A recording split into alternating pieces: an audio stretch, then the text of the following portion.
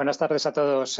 Bueno, bienvenidas y bienvenidos en esta tarde, tarde calurosa de verano. Como he visto que tenemos algunos asistentes que no son socios de Avalnet, me presento y os presento también a la asociación. Soy Manuel Juliá, presidente de Avalnet, la Asociación de Empresas y Profesionales de Internet de la Comunidad Valenciana. Para que no nos conozcáis, llevamos ya 10 años dando servicio a nuestros asociados y durante los primeros años también intentando hacer colaboraciones público-privadas hasta que vimos que era mejor centrarnos en todo lo que tiene que ver con la relación con empresas y con nuestro entorno cercano. Pero aún así, intentamos siempre apoyar a la sociedad, al tejido que nos rodea, y por eso, con todos los cambios que está generando el coronavirus, pensamos junto con nuestros socios de Cuatro Casas que era un buen momento para montar un webinar para poder explicaros todos los problemas que puede traer asociado el teletrabajo. Al final, después de estar semanas encerrados dentro de casa, nos hemos dado cuenta de que esta nueva normalidad que nos comentaban, pues realmente está aquí, ha llegado para quedarse y trae nuevas ventajas, nuevas oportunidades, pero también nos trae nuevos riesgos que tenemos que tener cubiertos. Al final esto es lo de siempre, son cosas que nunca piensan. Nadie pensaba que íbamos a tener un parón mundial con el coronavirus y ha pasado. Y nadie piensa que puede tener un problema en su empresa por no tener controlados los temas relacionados con propiedad intelectual, secreto empresarial, toda la parte relacionada con protección de datos. Y cuando te llega, te supone un auténtico problema, tanto si eres empresario como es directivo o como si eres un empleado que sale de una empresa que con su conocimiento piensa montarse otra.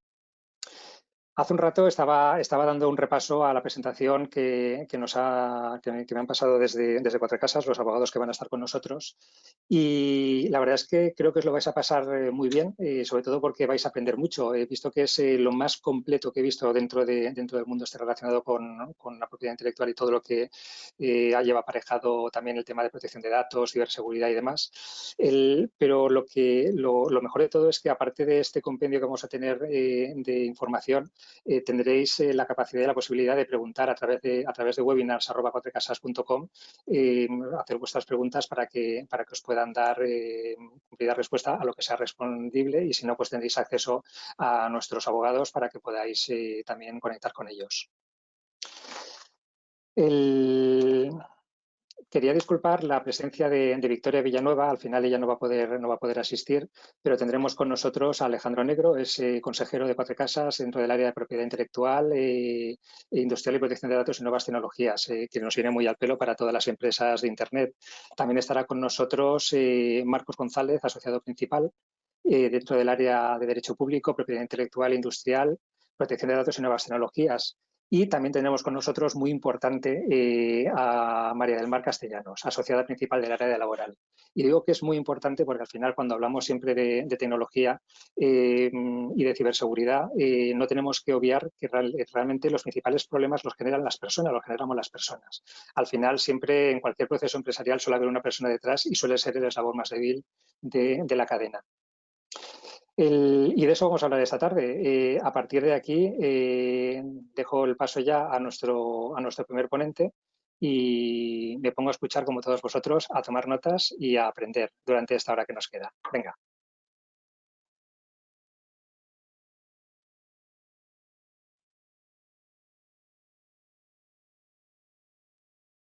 Sí, hola.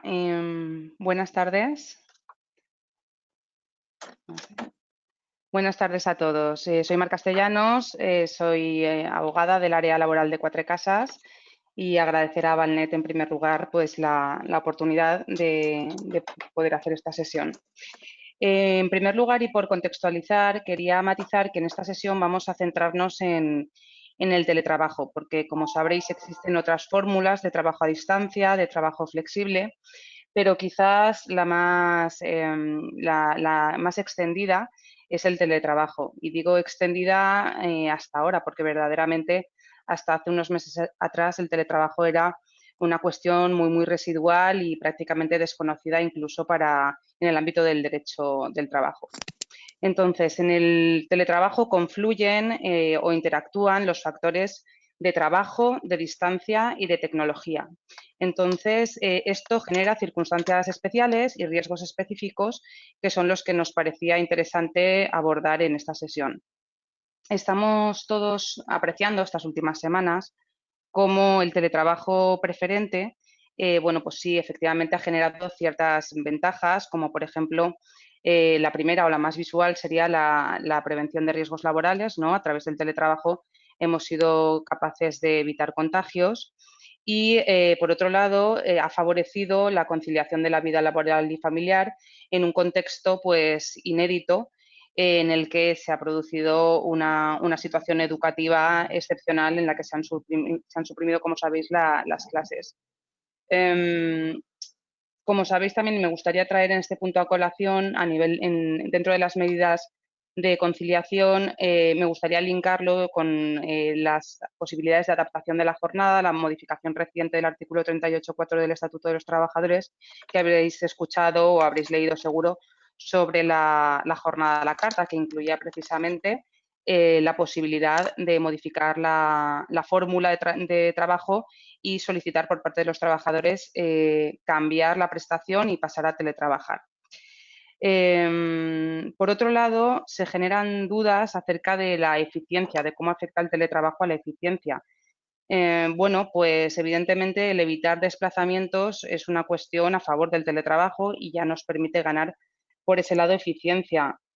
Adicionalmente, en algunos supuestos, el teletrabajo permite una mayor concentración, ¿no? Cuando estamos en nuestros centros de trabajo, pues constantemente es más fácil que tengamos interrupciones de compañeros, interrupciones de clientes y, bueno, pues en determinados casos el teletrabajo puede favorecer la concentración. Nosotros lo hemos testado aquí en el despacho y ya tenemos indicadores de que en nuestro caso sí que parece que se ha favorecido pues esa eficiencia y esa concentración, ¿no?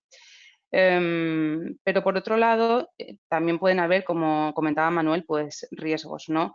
Riesgos derivados fundamentalmente bueno, que estamos trabajando en un entorno diferente, nuestro entorno en casa pues no está diseñado a priori para el trabajo, sino para la convivencia familiar, con lo cual pues no tenemos o no todos podemos tener un lugar habilitado pues para trabajar adecuadamente. Y además, pues bueno, el hecho de estar en casa supone riesgos para la seguridad y la protección de la información, porque estamos conviviendo con nuestros familiares y bueno, pues los equipos de trabajo quedan expuestos al uso de los familiares, pues los niños pueden hacer uso de dispositivos que en principio están pensados únicamente para trabajar, acceder a redes sociales no profesionales o acceder a documentos en principio confidenciales. Y bueno, pues esto los tendríamos en la columna de los riesgos. Como sabéis, el Gobierno pretende regular una ley específica del teletrabajo, que hasta ahora únicamente tenía una regulación breve en el Estatuto de los Trabajadores y hasta que esa ley salga, pues bueno, hemos tenido durante todo el estado de alarma un carácter preferente establecido legalmente del teletrabajo y ahora tenemos, una vez finalizado el estado de alarma, un periodo en el que igualmente se ha decretado legalmente la preferencia del teletrabajo por 3 meses de duración tras la finalización del estado de alarma. Bueno, sabéis que esta regulación de la preferencia del teletrabajo se ha venido a legislar, por un lado, pues para evitar que las empresas recurran a ERTEs o incluso que recurran a medidas más drásticas, dando de esta manera, a través del teletrabajo, continuidad a la prestación de servicios y bueno, pues así evitando que se acuda a ERTEs. La preferencia al teletrabajo está impuesta para aquellas empresas en las que sea técnicamente viable. Por un lado, tiene que ser técnicamente viable y, por otro lado, además de técnicamente viable, tiene que ser una medida cuyo esfuerzo para el empresario no sea, sea razonable y no desproporcionado. Es decir, hay trabajos en los que efectivamente desarrollar ese trabajo en el régimen de teletrabajo puede ser técnicamente viable, pero la inversión que requeriría para la empresa pues sería desproporcionada. Estoy pensando, tenemos nosotros unos clientes que es una asesoría jurídica de una asociación empresarial, pues los servicios de asesoría jurídica efectivamente, técnicamente, se pueden hacer telemático, pero establecer las licencias, los permisos, el trabajar, pasar de trabajar en local a trabajar en online, en red y demás, pues suponía para la empresa una inversión, se pidió un presupuesto de 400.000 euros. Pues bueno, en ese momento se entendió que no era proporcional el esfuerzo del empresario. ¿Qué sucede? Sucede que, como os digo, durante todo el estado de alarma hemos tenido una situación de teletrabajo preferente establecido legalmente. Ahora estamos en ese periodo de 3 meses. Estaríamos hablando que hasta el 21 de septiembre de 2020 sigue siendo preferente el régimen del teletrabajo siempre con estas dos condicionantes, cuando sea técnicamente viable y el esfuerzo del empresario sea proporcional y sea razonable. Y posteriormente, y después del 21 de septiembre de este año, igualmente ya hay regulado una potenciación del teletrabajo, ¿no? Vemos que como decimos, el teletrabajo va a venir para quedarse.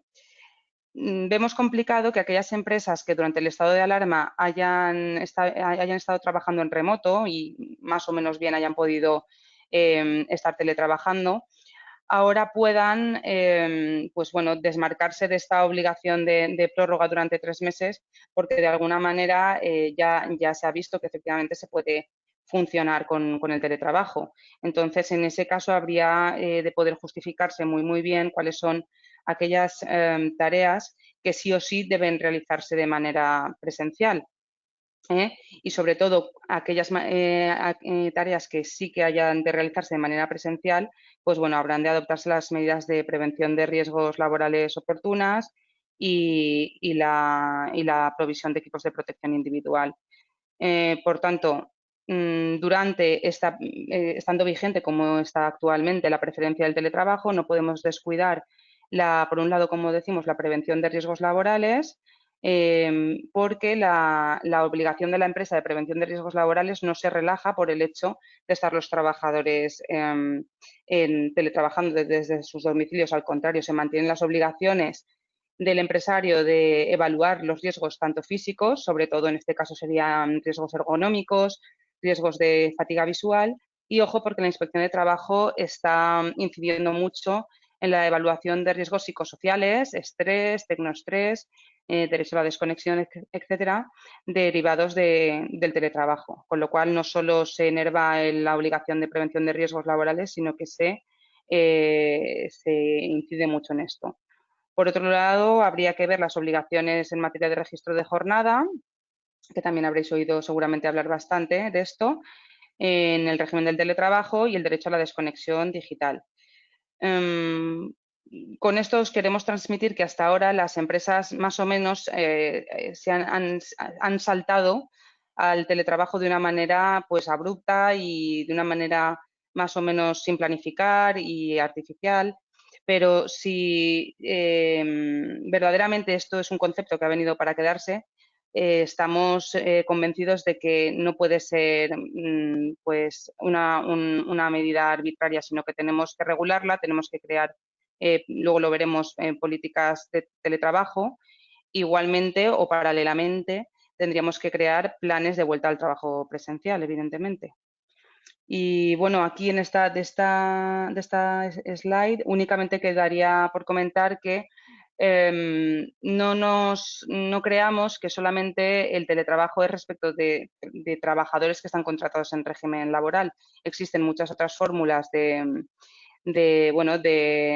trabajadores que podemos tener que en realidad están contratados formalmente como autónomos, pero en realidad están bajo las características de dependencia de ajenidad, serían en realidad falsos autónomos, serían trabajadores y sobre ellos también se extiende y la Inspección de Trabajo está investigando este tipo de situaciones.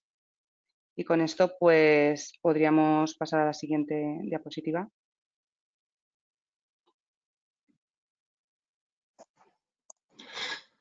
Muy bien, gracias, Mar.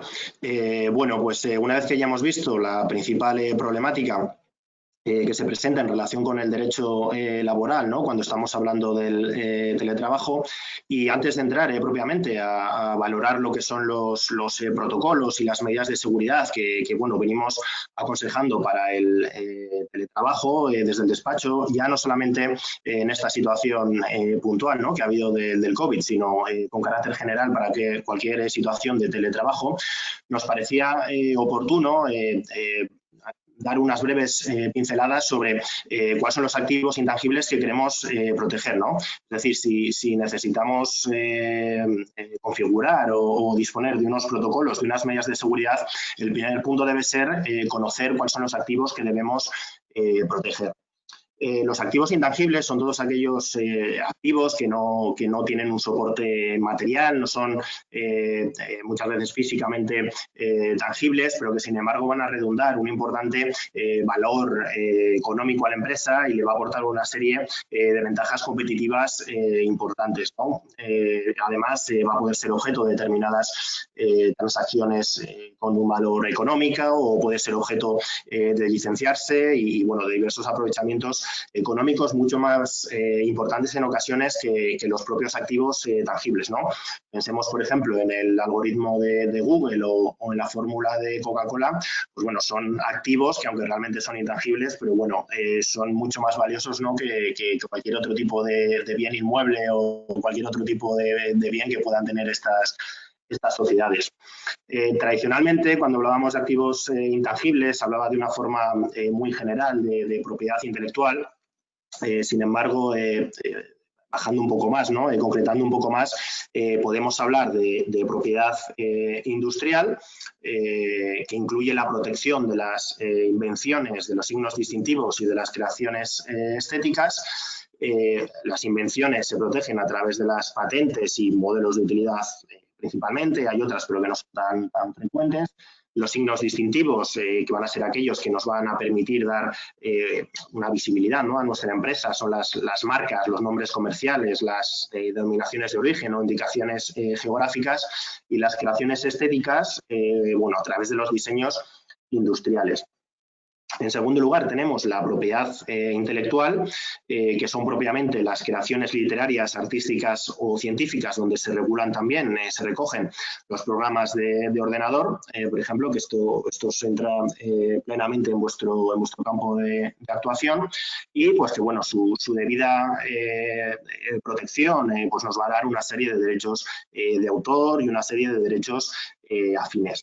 Y tenemos una tercera pata, que son los secretos empresariales, que tradicionalmente se han venido regulando en nuestro ordenamiento jurídico de una forma muy dispersa por toda la normativa.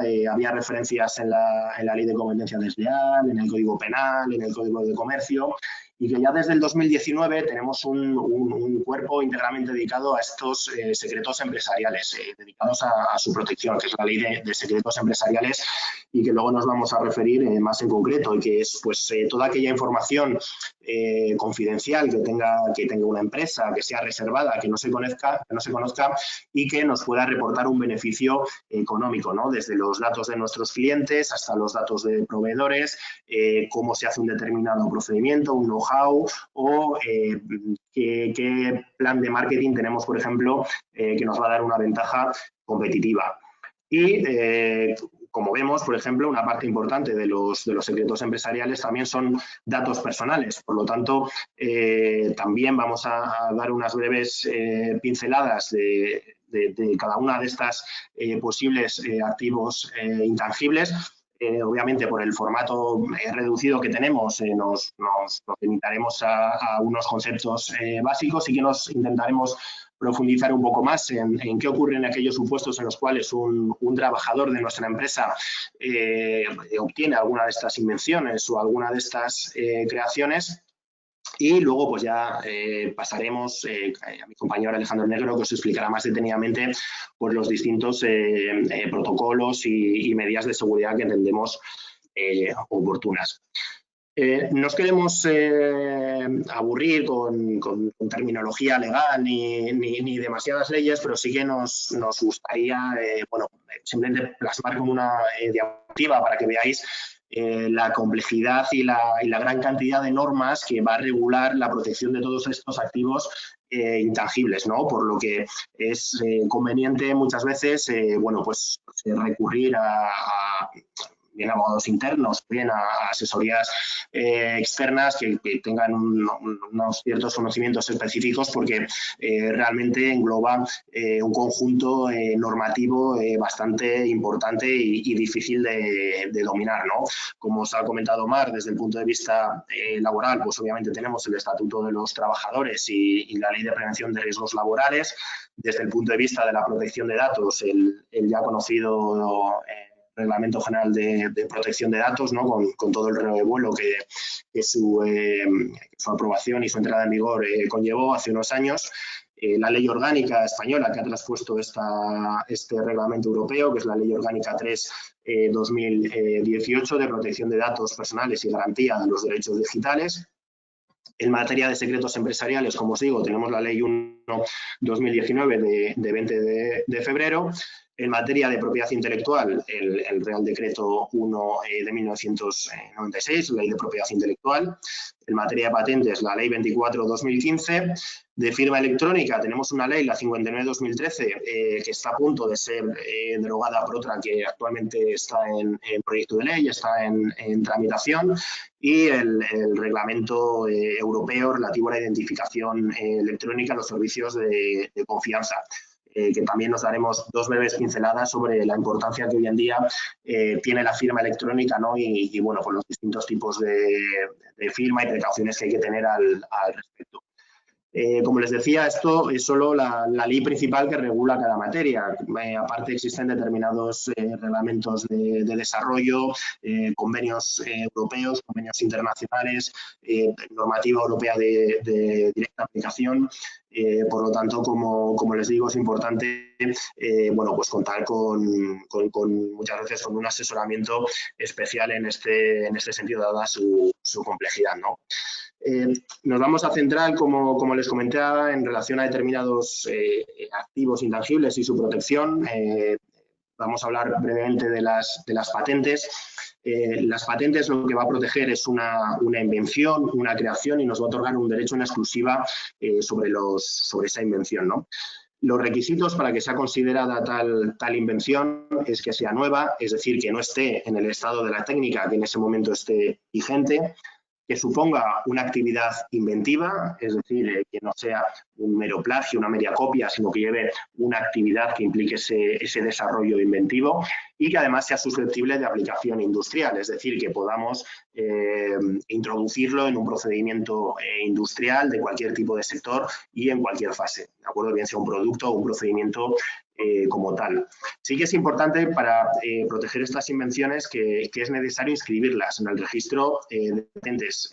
La inscripción tiene carácter constitutivo, es decir, hasta que no se inscribe no vamos a tener la protección que dispensa el registro. Esto implica un procedimiento, digamos, administrativo ante el registro de patentes, y que, por lo tanto, exige también que se haga con ciertas precauciones y con ciertas cautelas, ya que lo que inscribamos en ese registro es el alcance de la protección que vamos a tener, sobre todo en lo que se refiere a la descripción de la invención y a las reivindicaciones, es decir, cuáles van a ser aquellas utilidades, aquellas extensiones que queremos proteger, ya que, como les digo, eso que aparece en la solicitud es lo que en un futuro vamos a poder reivindicar como nuestro. Y nos va a otorgar un derecho exclusivo, es un derecho negativo que nos va a impedir que terceros fabriquen, vendan o usen esas invenciones, esas creaciones que hemos llevado a cabo. Como contraprestación a, digamos, la garantía que nos da el que esa patente esté inscrita y que, por lo tanto, tengamos una fácil prueba de acreditación de nuestra titularidad, la contraprestación, como les decía, es que su duración de la protección va a ser algo menor, va a ser 20 años y no se va a poder prorrogar desde la fecha de la presentación de la solicitud, con lo cual a partir de esos 20 años formaría ya parte del estado de la técnica y podría ser utilizada. ¿Qué ocurre en aquellos casos en los que un trabajador que esté bajo nómina, con un contrato laboral en nuestra empresa, lleva a cabo una de estas creaciones, ¿no? Supuesto bastante común, por otro lado. La ley de patentes distingue 3 supuestos distintos. El primero, cuando se trate de un contrato de una persona cuyo objeto sea propiamente llevar a cabo una actividad de investigación explícita o implícitamente previsto en el contrato, y como consecuencia de esa actividad de investigación propia del contrato, pues se obtiene una determinada invención, una creación susceptible de ser patentada. Bueno, pues en este caso lo que nos dice la ley es que tales invenciones van a pertenecer al empresario empleador, ¿de acuerdo? Que será el que tiene el derecho a explotar y disponer libremente de la invención. Se exceptúa única y exclusivamente aquellos casos en los cuales la aportación, digamos, que haya tenido ese trabajador, la contribución personal a esa creación, digamos que vaya más allá de los términos de su contrato, ¿no? Una persona que se ha contratado volviendo al ejemplo de Coca-Cola, para reducir las calorías o reducir el gas, o para un ámbito muy concreto de actuación, y resulta que con sus aportaciones hace una serie de cambios y da lugar a una bebida completamente distinta y muy exitosa, pues hombre, parece que ahí sí que la actividad que esa persona ha hecho irá más allá de meramente el contrato. Por lo tanto, sí que recomendamos en este caso, y aquí tiene relación también con el derecho laboral, que los contratos laborales prevean expresamente estas situaciones, ¿de acuerdo? Que regulen qué va a ocurrir en estos casos muy claramente, para que no dejemos que al final sea una interpretación subjetiva o pueda dar lugar a problemas o reclamaciones por parte de los trabajadores. Un segundo caso es en el que hay también un contrato laboral, pero no se trata propiamente de un contrato de investigación, pero sí que ese trabajador, con los medios que proporciona la empresa y con los conocimientos que ha ido obteniendo de esa actividad en la empresa, obtiene una invención. Aquí, en principio, lo que establece es un derecho del empleador empresario a reclamar esa propiedad de la invención, o a reservarse el derecho a utilizarla, y a cambio, eso sí, de una indemnización, de una compensación económica. Y en tercer lugar, el supuesto de invención libre, cuando no se da ninguno de los casos anteriores, es decir, cuando el trabajador ni se ha aprovechado de los conocimientos ni de los medios de la empresa, ni es propiamente un contrato de investigación, no obstante obtiene en ese ámbito laboral una determinada invención. Aquí lo que establece en principio la ley de patentes es que va a pertenecer la invención, la propiedad de la misma, al inventor y empleado. ¿De acuerdo? Por eso, reiterar la misma aclaración de antes, procurar que bien en el contrato laboral o bien en un contrato anexo, intentemos evitar estas situaciones y regulemos expresamente por vía contractual que cualquier tipo de invención obtenido en el ámbito laboral sea siempre del empresario y, si es posible, sin ningún tipo de indemnización.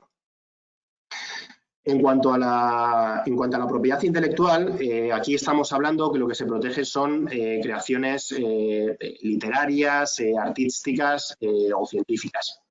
Y, como os decía, incluido también, regula expresamente la ley de propiedad intelectual, los programas de ordenador. Aquí lo que se nos va a dar es un derecho a gozar y disponer libremente de la obra, sin otras limitaciones que las que prevé la ley, que se ha basado.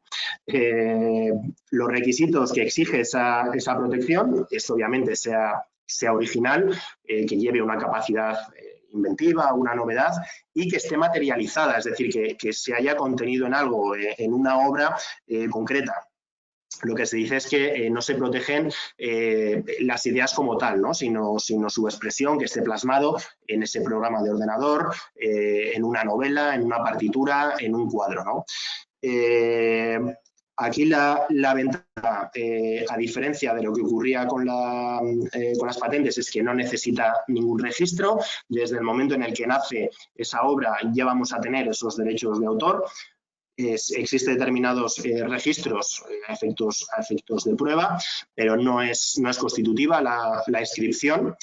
Sí que es importante que a día de hoy, según está regulada la ley de propiedad intelectual, únicamente va a poder ser autor una persona física, una persona natural, sin perjuicio que hay determinadas beneficios que puede obtener una persona jurídica, pero sí que nos interesaba referir esto en relación a la posibilidad de que determinadas máquinas, determinadas inteligencias artificiales, robots, que ya está pasando y hoy en día es frecuente, creen obras de arte.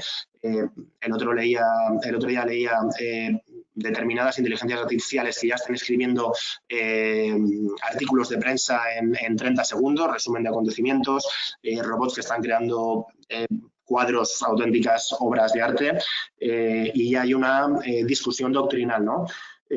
A día de hoy está claro que solo puede ser el ser humano, porque ya les digo que la redacción literal de la ley no permite otra cosa, pero vamos a ver qué pasa, pero no sería extraño que esta posibilidad se cambie en un futuro, ¿no? Lo mismo en relación a los animales. También surgió una discusión que se llevó en Estados Unidos a los tribunales porque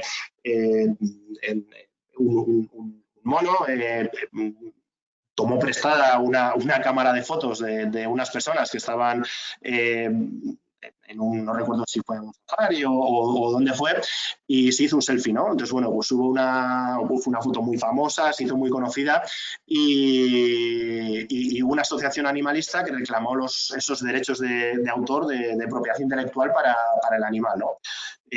Aquí finalmente el tribunal falló en contra, entendió que únicamente puede ser la persona física natural y de momento no los animales, pero es una discusión que está ahí también, ¿no? Y la ventaja al problema, digamos, de que al final todos son ventajas y inconvenientes, ¿no? No va a ser necesario inscribirla y por lo tanto puede haber un mayor problema de prueba para demostrar la autoría de una determinada obra, pero sí que es cierto que la protección va a ser más larga que veíamos en el caso de las patentes y va a durar hasta 70 años tras la muerte del autor, ¿de acuerdo? Durante toda la vida del autor y 70 años tras su muerte. ¿Qué ocurre en el caso de derechos de autor y trabajos asalariados? Aquí lo que dice la ley de propiedad intelectual es que habrá que estar a lo pactado, habrá que estar al contrato, que se debe realizar además por escrito. Por lo tanto, la recomendación que os hacíamos antes os la reiteramos con más énfasis, ya que en definitiva es el contrato el que va a tener que regular a quién va a pertenecer esa creación que un trabajador que esté asalariado va a poder llevar a cabo, ¿de acuerdo? Sí que es cierto que establece una presunción, la ley de propiedad intelectual, que a falta de acuerdo se va a entender que se va a entender cedida en exclusiva al empleador. Pero lo recomendable es regularlo, viene en el contrato de trabajo, viene en un anexo, para que no haya ningún tipo de problemas. Y en relación a los programas informáticos, lo recoge expresamente, hay un artículo expresamente que recoge esta posibilidad. De una forma análoga, viene a decir que, que cuando el trabajador asalariado crea un programa de ordenador, siguiendo las instrucciones del empresario o dentro de las funciones que tiene, pues la titularidad de los derechos va a corresponder tanto del programa como del código fuente y demás circunstancias al empresario, salvo pacto en contrario. Por lo tanto, también importante la regulación, importante no descargarse determinados contratos de Internet que no sabemos muy bien cómo regulan esta cuestión y que sin darnos cuenta podemos estar habilitando a los trabajadores a que adquieran determinados derechos que luego van a poder ejercitar, ¿no?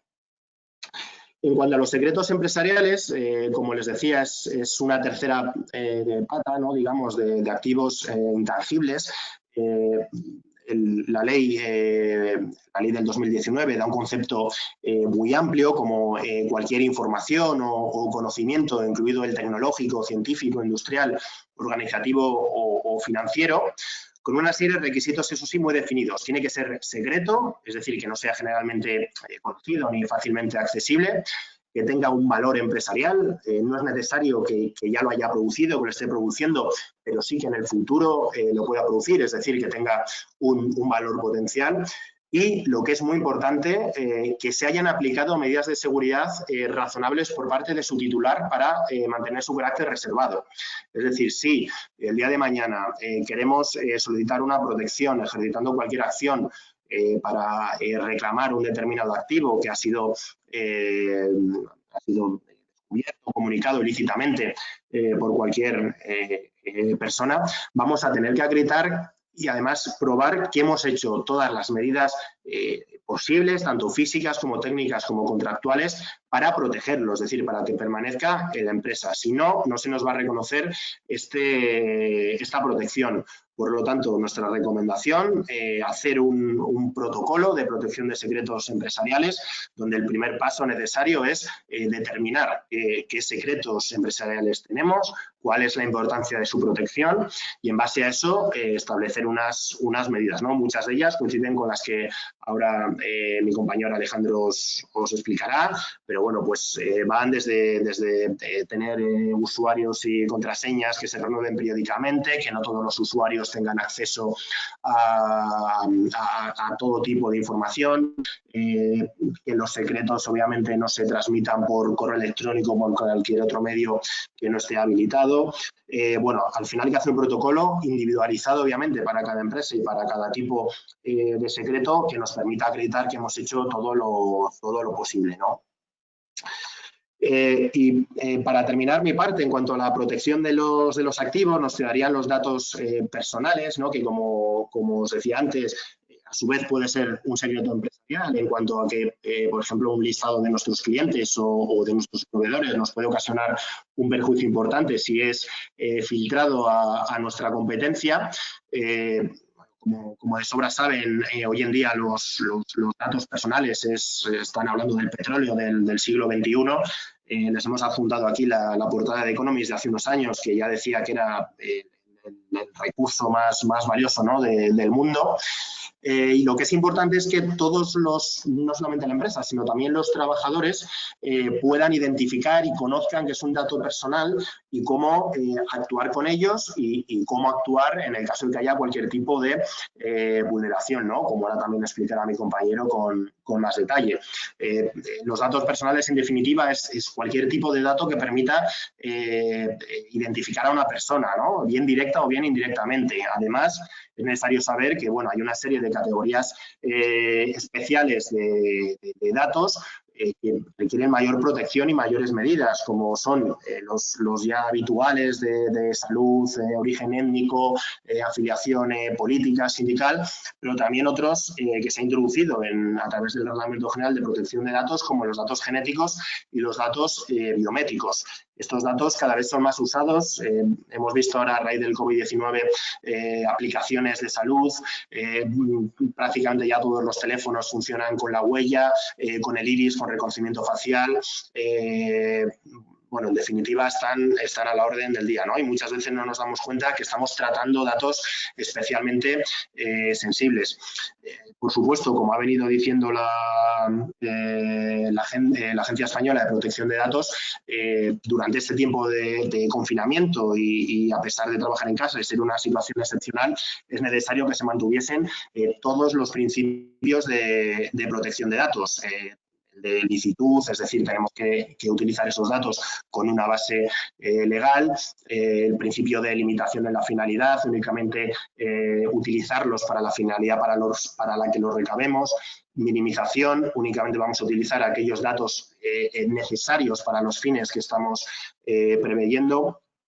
que sean exactos, es decir, que se pueda contrastar y si hay algún error permitir al tercero interesado que los modifique, conservarlos durante el plazo mínimo para cumplir con las finalidades previstas, etcétera, ¿no? Y todo esto además hacerlo desde el principio, es decir, desde el diseño y por defecto. Si vamos a crear, por ejemplo, ahora una página web para que poder operar online, porque antes no la teníamos, que desde el primer momento, que por diseño y por defecto ya tengamos en cuenta, ¿no?, las recomendaciones de la agencia y las obligaciones en materia de protección de datos, teniendo en cuenta además que lo que se impone a la empresa es una responsabilidad proactiva, es decir, que imponga todas aquellas medidas necesarias para la protección de los datos personales y que además lo pueda acreditar. Y os dejo ya con Alejandro Negro, que os hablará propiamente de todas estas medidas que estamos hablando. Muchas gracias. Perfecto, gracias Marcos. Bueno, vamos a empezar también ahora a hablar un poquito de lo que es la seguridad durante el teletrabajo. Aquí lo que les quiero transmitir a todos es que las autoridades españolas y autoridades e instituciones han ido perfilando pues, durante estos meses una serie de guías y recomendaciones en materia de seguridad de la información. Así tenemos al Instituto Nacional de Ciberseguridad, más conocido como INCIBE, pues que ha publicado varios blogs, varias infografías en materia de seguridad, trabajo en remoto. Y luego veremos un poco pues, que se han sobre todo las ventajas de las infraestructuras del desktop virtual. Luego también tenemos el Centro Criptológico Nacional, el CCN-CERT, que ha publicado un informe muy exhaustivo en materia de seguridad para el teletrabajo, dividiéndolo entre, en primer lugar, las aplicaciones o herramientas que podemos utilizar, tipo correo electrónico, documentación de referencia, y luego medidas técnicas de vigilancia de protección de almacenamiento. Y también ha sacado una guía sobre la aplicación esta Zoom de las posibles vulnerabilidades que tenía. Y por último, la Agencia Española de Protección de Datos ha publicado unas recomendaciones dirigidas tanto a las empresas como a los empleados en materia de protección de la información y de los datos personales. ¿Qué nos recomienda la agencia? Pues lo primero es que todas las empresas, si estamos haciendo teletrabajo, tenemos que definir una política de protección de la información, ¿vale?, específica para esta situación de movilidad. Tenemos que definir las formas de acceso remoto que tenemos, los tipos de dispositivos desde los que se pueden acceder y el tipo de acceso que vamos a permitir, ¿vale? Todo esto lo tenemos que recoger en un documento. Y además dicen que no solo es suficiente el recogerlo en un documento, sino que evidentemente periódicamente tienes que ir revisando estas políticas, estas configuraciones y de acuerdo con la evolución que tiene todo nuestro entorno, el entorno de nuestra empresa, pues ir modificándolo. Lo siguiente es la posibilidad de, en algunos casos, de llegar incluso a firmar un acuerdo de teletrabajo con nuestros empleados en los que se incluyan los compromisos que están adquiriendo estos empleados. También nos habla muchísimo de la formación.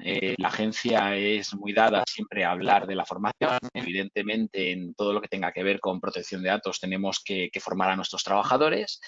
Y si estamos hablando de teletrabajo, pues lo que tenemos que formarles es sobre todo en materias de seguridad y de ciberseguridad. Tienen que conocer cuáles son las amenazas que pueden tener y cuáles son las consecuencias en caso de que no tomen medidas para combatir esas amenazas. Además, la agencia nos está hablando de que tenemos que establecer controles, tenemos que establecer restricciones al acceso de la información. Es decir, tenemos que poner distintos roles a cada uno de nuestros empleados, incluso viendo el tipo de dispositivos desde el que están accediendo, si es un dispositivo facilitado por la empresa o si es un dispositivo personal, los famosos Bring Your Own Device, incluso también si están accediendo desde una ubicación a través de redes públicas o de redes privadas. Y tenemos que ir marcando estos roles y a qué información tienen o pueden acceder. Lo que dice la agencia, evidentemente, es que, oye, cuando estamos hablando de teletrabajo tenemos que ser aún un poquito más restrictivos.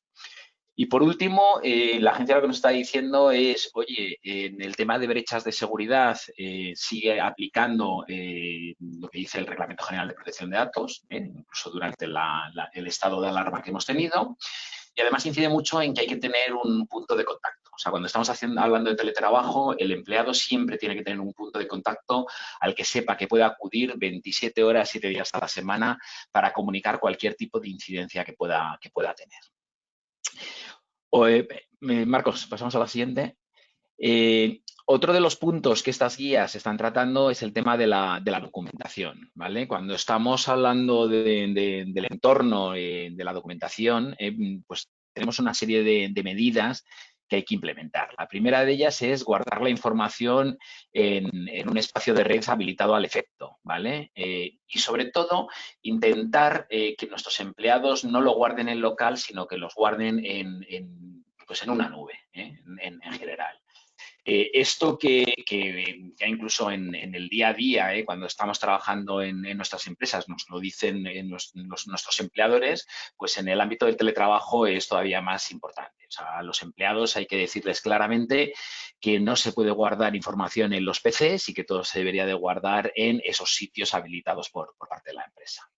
Lo siguiente es también, respecto a la documentación, pues tener una trazabilidad de la misma. O sea, tenemos que saber dónde está la información, debemos saber quién ha accedido a esa información y, sobre todo, nos tienen que saltar alarmas en caso de que acceda a esa información alguien que, como decía antes, no entre dentro de esas personas habilitadas o, por ejemplo, que nos acceda a la información alguien desde ubicaciones no permitidas o ubicaciones que sean extrañas. También estos organismos en estas guías nos están diciendo pues, que es muy bueno y muy recomendable el cifrar la información, que evidentemente esto va a ayudar muchísimo a la seguridad. Nosotros en el despacho a nuestros clientes cada vez lo recomendamos más y la realidad es que hay programas de encriptación que no son tan caros y que, bueno, que al final lo que hacen es que evidentemente si tienes cualquier problema de seguridad, pues la información no salga fuera. Respecto a los sistemas operativos, el Centro Criptológico Nacional nos está haciendo muchísimo hincapié, como decía antes, en la utilización de infraestructuras de escritorio virtual. Es decir, evita tener la información o los documentos o incluso los programas de ordenador en los PCs de los trabajadores, tenerlo en una ubicación que esté 100% controlada por el empresario y que el empleado, el trabajador, desde su casa, desde la ubicación que esté, pues acceda a todos estos programas y a toda esta información. Esto suele ir unido con el que las empresas tengan pues, lo que se llama redes privadas, túneles de comunicación entre este escritorio virtual y los propios dispositivos que se han puesto a disposición de los empleados. Y también con unos controles y unos accesos que sean robustos. Por ejemplo, el tema del doble factor de autenticación. O sea, que no entres directamente con un password, sino que se te mande también algún tipo de PIN al móvil y tengas que introducirlo para entrar. En este punto también es importante adoptar una serie de medidas que debemos de recoger en las políticas estas internas que tenemos que tener, que son, por ejemplo, pues la revisión y la actualización y configuración periódica de los equipos y de los distintos dispositivos que tenemos, el tener y actualizar los antivirus y los cortafuegos que tengamos, el realizar copias periódicas de seguridad e inspeccionar también los mails que estamos recibiendo en la empresa pues para detectar intentos de ataque de los famosos phishing y situaciones similares. Respecto a la red o a la conexión de Internet, bueno, pues como ya he dicho antes también, pues lo que nos recomiendan las guías es que utilicemos redes privadas o virtuales, tipo VPN. Nos recomiendan también que monitoricemos los accesos que se realizan a la red corporativa. Esto se suele pedir teniendo constancia del número de personas que pueden acceder y desde qué ubicaciones pueden acceder. Y si detectamos, pues como decía antes, un acceso desde una ubicación extraña de una persona que no debería o incluso de una persona que empieza a acceder de una forma extraña o recurrente, pues que nos salten alarmas. Otra recomendación es el incrementar el ancho de banda. Ahora ya no está pasando, pero es evidente que todas las empresas, cuando empezamos con el teletrabajo por el COVID, pues los primeros días se nos caía la red o había momentos en que por estar accediendo muchísimos empleados, pues aquello no funcionaba. Bueno, pues una de las recomendaciones también es, oye, miremos los anchos de banda. Lo siguiente es el tema de las conexiones. ¿Desde dónde me puedo yo conectar? Pues aquí os ponemos plan A y plan B. El plan A es, oye, si son redes domésticas, si es la red de tu casa a la que accedes con una contraseña, pues vamos bien. El plan B es, oye, en defecto, pues si no puedes acceder con eso, pues si podemos instalar en los PCs que entreguemos a nuestros trabajadores, en los portátiles, pues un acceso por datos móviles, pues también estará muy bien. Y el plan C, que no está aquí, es, oye, pues usar redes abiertas o públicas. Esto lo que debemos de recomendar a nuestros empleados es que en la medida de lo posible, pues que no accedan a través de este tipo de medidas. Lo siguiente es el entorno de trabajo. Cuando hablo de entorno de trabajo, veis aquí que os hablamos pues, de mesas limpias en el hogar, de paperless y de prevenir que nos escuchen. Este tipo de recomendación la tenemos también en el trabajo presencial. Cuando tienes trabajo presencial, nosotros en el despacho pues tenemos una política de mesas limpias. Tenemos una política de paperless, de intentar tener el menor número posible de documentos en papel. Esto trasladado al hogar, pues la verdad es que parece que es más fácil, mesas limpias, es difícil ya imprimir en el hogar, no imprimes tanto, pero sí que es una gran recomendación. Hay distintos tipos de hogares. Yo aquí en mi casa, pues no sé, puede ser que mi mujer evidentemente no va a hacer nada, pero puede ser que uno de mis hijos de pronto me coja un contrato que tenga yo encima de la mesa y acabe jugando con él con unos vecinos. Pues puede ser un problema. Si resulta que yo comparto un piso, pues evidentemente debo de ser muy escrupuloso en el tema de mesas limpias, en el tema de paperless y en el tema de cuando estoy teniendo las calls que tenemos ahora o las vídeos que tenemos ahora, pues que nadie me esté escuchando en lo que estoy hablando. La siguiente slide, please. Para terminar ya con temas de seguridad, aquí os pongo también pues, que tenemos que ver qué soluciones y aplicaciones utiliza la empresa. Es importantísimo que la empresa elija la solución correcta, una solución de un prestador de servicios que nos dé las suficientes garantías en compliance, en GDPR y en temas de medidas de seguridad. ¿Nosotros qué recomendamos? Pues que las empresas, tengan siempre unas aplicaciones oficiales. Todos estamos viendo el tema del Zoom. Bueno, pues el tema del Zoom debería de haber solo, la empresa debería decidir si utiliza Zoom, si utiliza Webex, si utiliza Teams, pero debería ser solo una. Además, la empresa debería adquirir esta aplicación a un proveedor oficial. Estamos viendo que hay empresas que adquieren aplicaciones que se las instalan proveedores que no son 100% oficiales, que no son 100% seguros y eso nos da ciertos miedos. Y, por supuesto, antes de instalar cualquier cosa, nosotros recomendamos realizar una auditoría tanto al prestador de servicios como a la propia aplicación para verificar que cumple con GDPR y con las medidas de seguridad. En tema de videoconferencias que os pongo aquí, os pongo abajo también el tema del Zoom. Habéis visto, os decía antes que había un informe del CNN respecto al Zoom. La verdad es que el Centro Criptológico sacó dos informes, uno sobre el Zoom y otro sobre medidas de seguridad. El Centro Criptológico recomienda tener muchísimo cuidado con las videoconferencias. Recomienda que programemos el número exacto de personas que van a acudir a una videoconferencia, que solo utilicemos un certificado para cada conferencia que estemos realizando, que a esas conferencias solo se puede acceder con una contraseña, con un PIN, ¿vale? Para minimizar los riesgos que hay. Y, por supuesto, que el organizador de la videoconferencia sea el que decida todo sobre esa videoconferencia. Es decir, que él sepa exactamente el número de personas que hay, que él pueda dar el permiso o no dar el permiso para compartir documentos, que él sea el que decida si graba o si no graba y que él instale también pues, sistemas en el que cuando entra o salga alguien de esa videoconferencia pues hay algún tipo de ruido, de sonido que le llame la atención.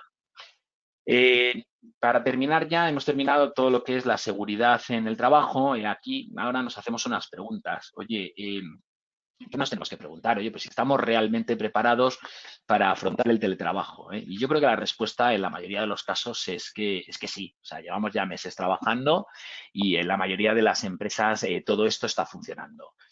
Ya ha salido hoy, yo creo que el teletrabajo viene a quedarse. Nosotros en el despacho no volvemos hasta septiembre y luego pues los cupos que hay máximos por oficina, pues lo lógico es que habrá bastante gente que esté teletrabajando por lo menos algunos días a la semana. ¿Qué es lo que nos tenemos que preguntar en la empresa? Pues lo primero es si oye, ¿tenemos unas políticas de protección de la información específica para esta situación? ¿Tenemos esas políticas que yo os decía antes para regular las formas de acceso remoto, el tipo de dispositivos que pueden utilizar, los niveles de acceso, si el empleado puede utilizar su propio dispositivo o no? Si no lo tenemos, tendremos que implementarlo. Siguiente pregunta. Oye, ¿hemos formado a nuestros empleados? ¿Estamos dando formación sobre qué es el teletrabajo? ¿Les invitamos a este tipo de webinar? Pues si no lo estamos haciendo, hay que hacerlo. Se pueden hacer, ahora es muy fácil hacer webinars internos para todo el personal de la empresa. También otra pregunta que nos tenemos que hacer es, oye, ¿quiero yo utilizar tecnologías que a día de hoy son muy disruptivas y que son muy agresivas para mis empleados? ¿Quiero yo monitorizar, quiero hacer una geolocalización de mis empleados? Puedo hacerlo tal vez, pero en ese caso tendré que ver si estoy legitimado, tendré que hacer un análisis de proporcionalidad para ver que es importante adoptar este tipo de medidas para la empresa frente al derecho que tiene el trabajador a que no haga este tipo de cosas. También, si quiero hacer estas medidas, tengo que tener en cuenta pues, que tengo, desde un punto de vista de protección de datos, tendré que hacer un registro de actividades, tendré que incluirlo en el registro de actividades, tendré que hacer un análisis de riesgo y probablemente tendré que hacer hasta una evaluación de impacto. Aquí simplemente deciros, oye, que sobre todo en el teletrabajo es importantísimo el tema de las brechas de seguridad. Si tengo brechas de seguridad, tendré que ser capaz de notificarlas en 72 horas a la agencia. Y para terminar, Marcos, si vamos a la siguiente. Aquí os queríamos también trasladar dos ideas que tenemos. La primera es el tema de las reuniones. Nos estamos encontrando con muchas consultas en el despacho en los últimos tiempos relacionadas con las reuniones. ¿Por qué? Pues por la facilidad que hay para grabar las reuniones. Ahora mismo hay muchísima gente que le está dando por dedicarse a ser ¿cómo se llama esto? El señor Villarejo, y le está dando pues por grabar, ya sea en audio o en vídeo, conversaciones en las que está. Nuestra recomendación es, oye, tengamos cuidado con esto y además regulémoslo. ¿Cómo lo podemos regular? Lo primero sería hacer llamadas, videollamadas, hagámoslo a través de la plataforma oficial de la empresa. Como he dicho antes, pues en cualquier caso usamos el Zoom, pues perfecto. Segundo, si lo que voy a tratar en la conversación considero que es importante, que es confidencial, sería muy recomendable antes de empezar a grabar decir, oiga, esta conversación es confidencial, todo lo que se va a tratar en esta conversación es confidencial y prohibimos grabar. Si en algún caso queremos grabarlo, decir que el organizador es el que lo va a grabar y que él será el que hará la grabación oficial. Lo mismo pongo aquí con compartir documentos en las reuniones. Hay que tener mucho cuidado con qué es lo que yo subo a una pantalla. Es facilísimo que alguien me haga una foto. Pues tengamos también muchísimo cuidado con esto. Y por último os pongo el tema de los menores. El tema de los menores parece una chorrada, pero nos estamos encontrando dos problemas. Uno de ellos es que vemos que muchos menores empiezan a utilizar los portátiles, las tablets de los padres. El dejarle a un menor un portátil en el que tú estás recibiendo correos electrónicos te puede causar muchísimos problemas. Es muy peligroso. Tenemos que concienciar a nuestros empleados que las herramientas que estamos dejándoles para que trabajen en casa no se las pueden dejar a la vez a los hijos. Parece que no pasa nada si se lo dejo para que acceda a una clase que le estén dando por vía virtual, pero si ya se descarga un programa, si resulta que se me mete a jugar en Fortnite, o peor todavía, si de pronto me abre el correo y le da por contestar, pues puedo tener un problema. Y también en las videollamadas nos estamos dando cuenta de que muchas veces aparecen menores. Y nos hemos encontrado ya en el despacho con alguna consulta de reclamaciones, sobre todo en familias en las que, pues, por desgracia, está habiendo un divorcio o lo que sea, y entonces una de las dos personas se entera de que su hijo está apareciendo en videollamadas, incluso alguna que se haya grabado, y empieza a dar problemas. Con lo cual hay que tener mucho cuidado. Y para terminar, simplemente dos slides más, esta en la que les contamos un poco pues, una serie de noticias que han aparecido en prensa. En los últimos 3 meses tenemos muchísimos clientes que nos están preguntando por la firma electrónica. Lo primero, ha habido un montón de empresas en sectores pues, como el financiero, el asegurador, en el que básicamente ya no se podían firmar contratos al no estar no poder estar con los clientes, y nos hemos encontrado que nos empiezan a preguntar muchísimo sobre la firma electrónica, ¿vale? Marcos, si pasas a la última. Respecto a la firma electrónica, quería dar unas cuantas ideas y muy rápido que nos estamos yendo de tiempo. La primera es, oye, ¿dónde está esto regulado? Pues principalmente en un reglamento europeo del 2014, el reglamento que se denomina el reglamento EIDAS. Lo siguiente que quería decir es que, pues, ¿qué es una firma electrónica? Pues es un conjunto de datos en un formato electrónico consignados junto a otros o asociados con ellos que pueden ser utilizados como medio de identificar al firmante, ¿vale?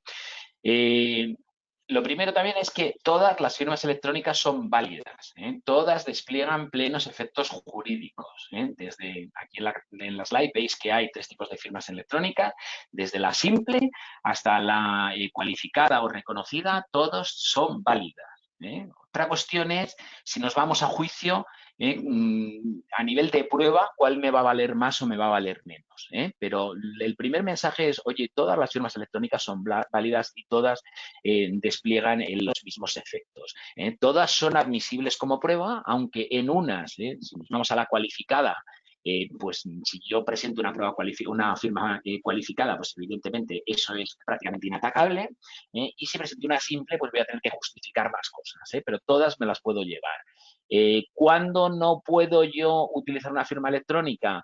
Pues en algunos documentos que en España pues nos obligan a tener algún requisito adicional. Por ejemplo, si es una compraventa de una casa, pues necesito tener una escritura pública y no podría. Pero en principio todas me valen. No voy a entrar ya en los 3 tipos de firma electrónica por falta de tiempo, pero sí que quiero trasladar un mensaje. Y es que desde un punto de vista operativo, lo que nos estamos dando cuenta con los clientes es que lo ideal sería adoptar una firma cualificada o una firma avanzada, que son las que nos dan más seguridad a la hora de irnos a un juzgado, a la hora de tener una prueba. Pero lo que nos damos cuenta es que, evidentemente, tener este tipo de firmas pues es muy complejo, es muy costoso y es muy poco ágil en la gestión diaria de este tipo de firmas en este tipo de transacciones, sobre todo con consumidores. Lo que queremos trasladar es, oye, hay veces que la firma normal, la firma simple, la básica, la estándar, juntándola, uniéndola a una serie de requisitos para identificar a la persona que está firmando, nos va a valer en la inmensa mayoría de los supuestos. En tema de recursos humanos, yo estoy súper tranquilo en el momento que firmamos con una firma simple y luego al empleado que está ya en mi casa le mando una copia de ese contrato. Eso me va a valer perfectamente, ¿vale? Y si nos pusiéramos a analizar otros supuestos, pues en muchos casos, añadiendo un par de cositas, la firma simple, la básica, nos valdría. Bueno, con esto hemos terminado la jornada.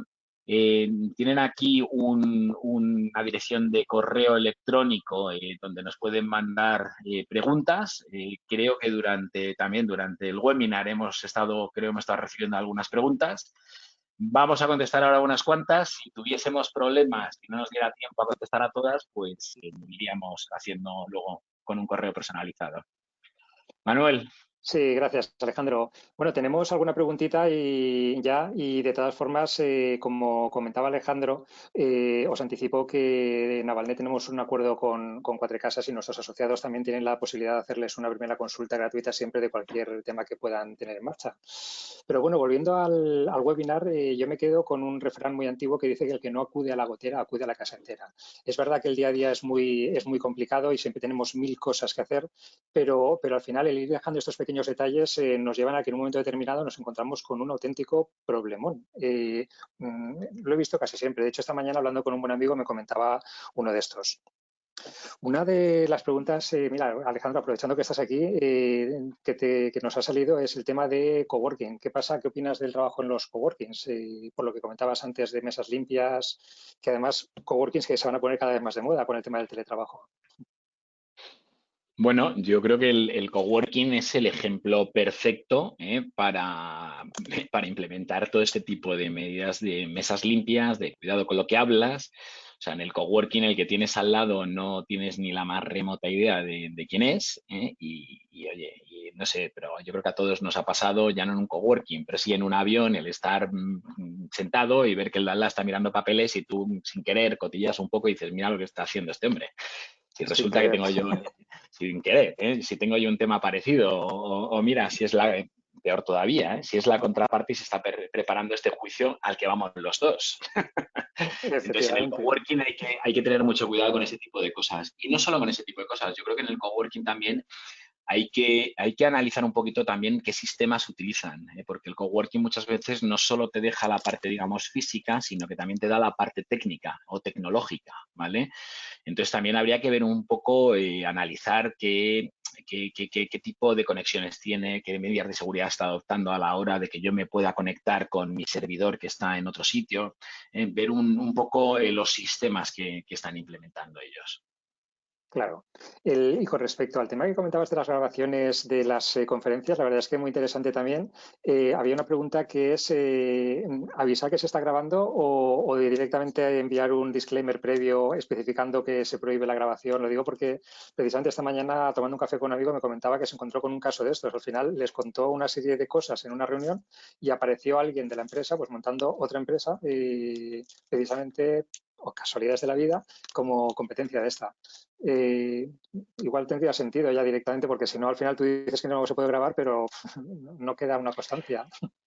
Bueno, vamos a ver, al final, si tú eres el que estás organizando la reunión y consideras que el contenido de esa reunión es muy confidencial, tú tal vez puedes decir, oye, voy a grabar esta reunión simplemente por tenerlo, y ya tienes una constatación.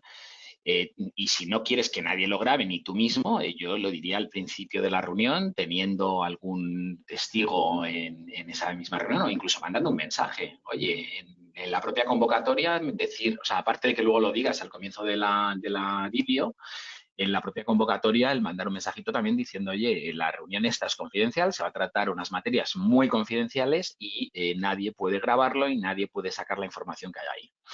Porque de lo que partimos es que cualquiera que esté en una conversación, que participe en una conversación, en principio puede grabarla. Esta es una pregunta muy habitual. Oye, yo veo una conversación, ¿puedes grabarla? Pues sí, sí. No, ahí no hay una violación del secreto de las comunicaciones. Tú eres parte y tú puedes grabarla. Entonces, lo que tenemos que meterle es pequeños problemas a esa persona que lo quiere grabar. Y si ya empezamos con, oye, esto no se graba, nadie quiere ser grabado, lo que hay aquí es confidencial, es secreto de la empresa, etcétera, etcétera, pues ya si alguien lo grabase, pues tendríamos más margen para intentar luego meterle mano, ¿vale? Sí, se lo piensa más, efectivamente. Luego otra pregunta, casi está más para Marcos, Mar, quizás los dos, si queréis conectaros también la cámara. ¿Estáis por ahí, Mar, Marcos? Sí.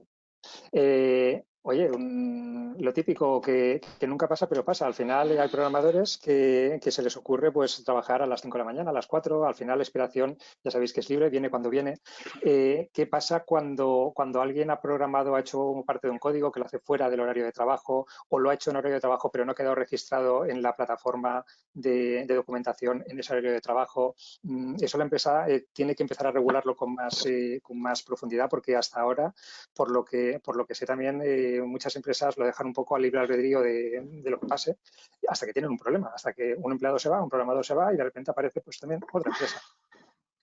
Sí, yo creo que lo ha comentado Marcos, ¿no? Que lo ideal sería en el contrato de trabajo establecer específicamente una cláusula de que de las creaciones que se produzcan en el ámbito de esa relación son propiedad de la empresa, ¿no? Sería pero como... en este caso, pero claro, eso es Aunque se cuando hiciera están fuera, trabajando. sí. Claro, es que estamos hablando de un entorno en el que los trabajadores, y más cuando están haciendo, ya lo que hacían antes, pero más ahora todavía, claro, al final esto siempre es en todo el entorno de la relación laboral. La relación laboral son 40 horas semanales, pero con el registro de la jornada son unas horas. ¿Qué pasa si parte de ese trabajo se ha hecho fuera del registro de la jornada porque la empresa le ha dicho al empleado no me pongas tantas horas porque esto no cuela? Claro, ahí se empiezan a generar problemitas que hay que empezar a poder solucionar. Ahí sí que es importante, Manuel, si me lo permites, definir muy bien cuál es el objeto del contrato, ¿de acuerdo? Es decir, si esa invención o esa creación se ha hecho, digamos, dentro de lo que es el objeto del contrato, aunque, bueno, por los problemas que estamos comentando, ¿no? Quizá no se ha hecho en el ámbito estricto del lugar físico del trabajo, pero ahí sí que se puede acreditar de alguna manera, ¿no? que existe esa relación de laboralidad. Y es más, hay, por ejemplo, en el ámbito de las patentes sí que hay una presunción de que si tú dejas un trabajo y solicitas una patente dentro de un año siguiente, se entiende admite prueba en contra, pero bueno, en principio se va a presumir incluso que se ha hecho esa creación, esa invención durante el tiempo que ha existido esa relación de laboralidad, ¿no? Precisamente para evitar un poco los supuestos que tú estás comentando. Claro, a mí no me preocuparía tanto la hora, no me preocuparía tanto la hora en la que ha hecho la invención, sino que si la ha hecho con ocasión de trabajar en esa empresa, aprovechando los conocimientos y el know-how de la empresa y demás, no creo que sería tan relevante la hora en la que le ha venido la musa a visitarle, sino porque eso también sería un poco manipulable. También a mí se me ha ocurrido durante las horas de trabajo, pero no, lo llevo a otro momento temporal. No creo que sea tan importante ese momento temporal, sino el contexto en el que se produce. Claro, en este caso, entonces, casi se extiende de alguna forma, por decirlo de alguna forma suave, se extiende la jornada laboral a efectos propiedad intelectual. Con cuidado. Con mucho cuidado. Sí, no automáticamente. O sea, ahí me habéis dicho varias ideas que son muy buenas. O sea, la primera es el objeto del contrato, hay que regularlo muy bien. Lo que estaba diciendo Mar también es muy bueno, o sea, evidentemente, si es para lo que te he contratado, no me digas que luego se te ha ocurrido a partir de las 10 de la noche. Y yo creo que también ahí es muy importante dónde lo está desarrollando. O sea, lo está desarrollando en los ordenadores de la empresa, está utilizando programas, pues dependiendo de lo que estemos hablando, pues muchas veces para desarrollar algo necesitas un programa que lo tiene la empresa y que además es muy caro. Lo ha utilizado para desarrollar eso, ha utilizado algo de conocimiento previo, pues todo este tipo de cosas se van a tener en cuenta para luego decidir la propiedad de esos materiales. Ahí lo que es muy importante es el tener un código dentro de la empresa. Esto nos lo preguntan cada 2 por 3. O sea, cuando nos encontramos con este problema, los 3 que estamos aquí, lo primero que decimos es, oye, ¿tienes un código dentro de la empresa donde esté regulando el uso que pueden hacer de herramientas de trabajo y sobre todo también que tu empresa puedes mirar en sus ordenadores para ver qué es lo que han hecho? Porque luego la prueba nos la vamos a encontrar ahí. Entonces, esto es, o sea, mi recomendación número 1 es, oye, todas las empresas a día de hoy tenemos que tener unos códigos y se los tenemos que entregar a los trabajadores. Y en esos códigos hay que decirles muchas cosas y entre ellas que sepa usted, trabajador, que yo voy a mirar de arriba a abajo. Porque el día que nos salga un trabajador con un programa de ordenador similar al que estábamos haciendo nosotros en nuestra empresa, solo voy a poder mirar y solo voy a encontrar la prueba para cargármelo si tenía ese código y si se lo había dado. Si no, tengo un problema. O sea, que el fallo directamente, en la medida de lo posible, hay que intentar eliminarlo. Todo lo que sea que el empleado haga trabajos con su equipamiento, con su teléfono móvil, hoy en día que son baratitos, cualquier teléfono potente ya vale 150 euros, un teléfono razonable, un PC vale 500, vale la pena esa inversión, ¿no? Aparte de, obviamente, hacer la inversión en un despacho de abogados para que haga toda esta normativa interna. Sí.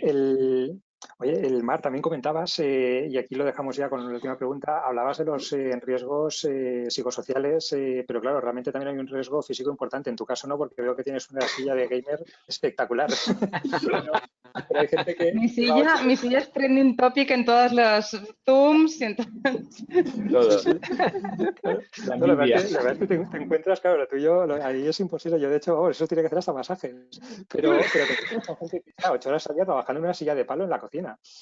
Claro, eso es horroroso. La pregunta es, ¿vale la pena, aunque sea temporalmente, enviar, por el tema que comentabas antes de las inspecciones de trabajo, que existen y las hay, y que el que un empleado esté teletrabajando no queda, la empresa no está eximida de cumplir la normativa de prevención de riesgo? ¿Vale la pena enviarles una silla de la oficina temporalmente, comprarles una? ¿Cómo...? Sí, vamos a ver, la evaluación de riesgos ha tenido una situación excepcional durante este periodo, durante todo el periodo del estado de alarma y actualmente, y es que en una situación normal de teletrabajo el empresario tiene que hacer una verdadera evaluación del puesto de trabajo, ¿no? El trabajador le tiene que permitir acceder al domicilio y tiene que evaluar, ¿no?, los riesgos, si tiene una buena silla, si tiene una buena pantalla y demás. Durante esta situación que estamos actualmente, se ha sustituido esa obligación por una figura importada del derecho anglosajón, que es una autoevaluación, ¿no? Los trabajadores tenían que hacer como una declaración responsable de que tenían pues los medios necesarios. pero evidentemente de cara a prolongación de la situación, si no lo tienen y si los trabajadores no tienen un entorno adecuado, sí que valdría la pena, porque claro, después de no tener una buena ergonomía, vienen las incapacidades temporales, vienen, no sé, las lesiones de espalda, viene una incapacidad permanente, se puede complicar mucho, digamos, con lo cual sí que sería recomendable, claro. Pues ya para finalizar, Marcos, me ha gustado el programa, el planning que has hecho global de todas las cosas que hay que tener en cuenta. Realmente puede sonar complicado y lo es, y por eso hay despachos de abogados muy buenos que ayudéis a las empresas a que todo esto funcione. Yo solamente me quería quedar con el mensaje que os decía antes, que es que en estas cosas, igual que en el pasado, el que no acude a la gotera acude a la casa entera.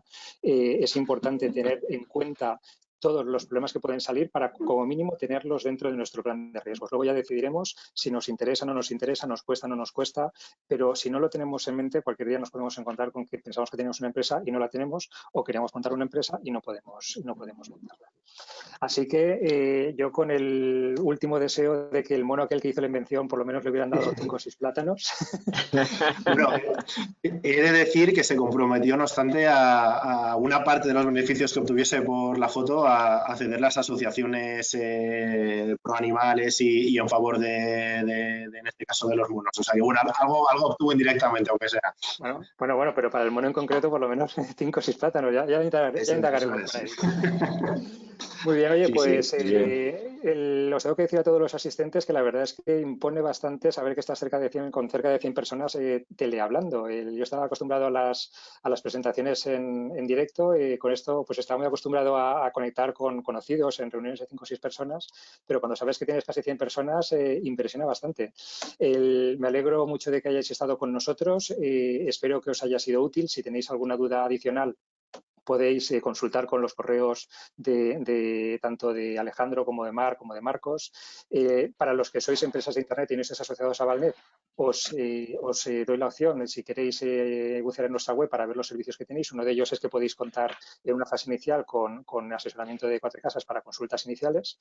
Y os emplazo también a una jornada que vamos a montar en breve sobre la implantación práctica de un sistema de retribución flexible. Una de las cosas que hemos detectado estos últimos meses es que el teletrabajo lo que ha hecho ha sido que el talento ya no tenga lugar, como bien estáis comentando, y cuando ya no tiene lugar el talento, cuando puede estar en cualquier parte, pues tú puedes contratar personas de otra parte de España o del mundo, pero empresas de otra parte de España y del mundo pueden contratar a vuestra gente. Entonces, hemos montado un sistema de retribución flexible que permite que podáis pagar mejor a vuestros empleados y además lo hemos montado de una forma que sea prácticamente gratuita para nuestros asociados. El taller lo tendremos en unas 2 semanas, os avisaremos con antelación y esperamos también veros con nosotros. Muchas gracias por estar con nosotros y buenas tardes. Venga, hasta luego. Hasta luego. Buenas tardes a todos. Hasta luego. Gracias.